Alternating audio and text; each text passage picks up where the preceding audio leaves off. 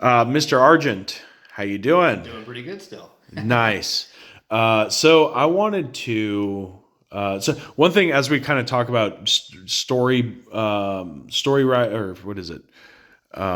Storytelling and world building and whatnot. One thing that I come across with, your explanations of this phenomenon and the best practices and all this is that there has to be intentionality with regard to narrative. Like there are rules. Like there has to be what's in it for me for the player. Like you have to get like there has to be some sort of raison d'être. Is that how you say it? That was horrible French, but there has to be a reason for it for being.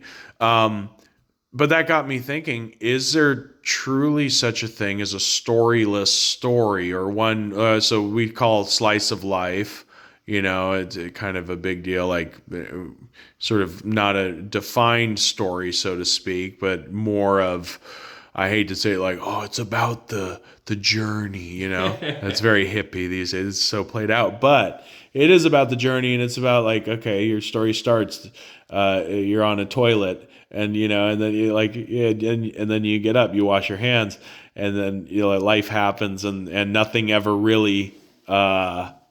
There's nothing exciting about it, so to speak. Is that a defiance? Is that a guttural defiance? Is to the player's sensibilities? I would kind of say that, like, yes, there are storyless stories, and I kind of lean towards. I think the Coen brothers Uh huh. kind of do that with, Like a serious man or like, something. who did the Big Lebowski? Was that the Coen brothers? I don't know. I don't But know. the Big Lebowski has a lot of moments of why is this in the film? It's just here to be here, and Yeah. that's the point of it. Yeah. Is making the mundane absurd. Yeah. Uh, And I think a lot of storyless stories do exist in that area, that region where you are. Hello. Oh, we have visitors. So how are we going to not take over the world? We're totally not talking about that. All right, go ahead. But yeah, a lot of storyless stories that exist in the region of making the mundane absurd. And I think that I kind of have one in my mind. It's a humorous. It's a story that I told one of our friends about. Yeah. That I want to write. I haven't started yet, but it's called A Day at the Market. Uh-huh. And it is a humorist take on the absurdity of modern corporatism. Right. And like a near future dystopia that is not recognized as a dystopia. A guy gets paid, Yeah. but the world has negative interest. So once you get paid, you're immediately losing money. Right. So you have to go spend it as fast as possible. So this guy has to go to the market and spend his money. That is the plot of the story. Right. And everything in the world is fighting against him, is restricting him from doing that because it's a world of small, minor inconveniences. And it's very much. But that seems to be like dripping in narrative. What you just described, that's very much. Very like. Okay. Yeah.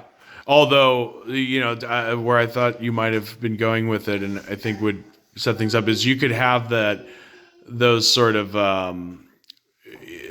you could have those conditions in a world, a fictional world, and then explore just like people going about their day-to-day life in said world, where there's no like climax, there's no like end, like there's no good guys or bad guys, so to speak. There's just people experiencing a world. Yeah.